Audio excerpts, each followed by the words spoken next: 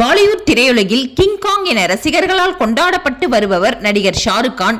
இவர் நடிப்பில் கடந்த ஆண்டு வெளிவந்த பதான், ஜவான் மற்றும் டுங்கி ஆகிய 3 படங்களும் மாபெரும் அளவில் வெற்றியடைந்தது.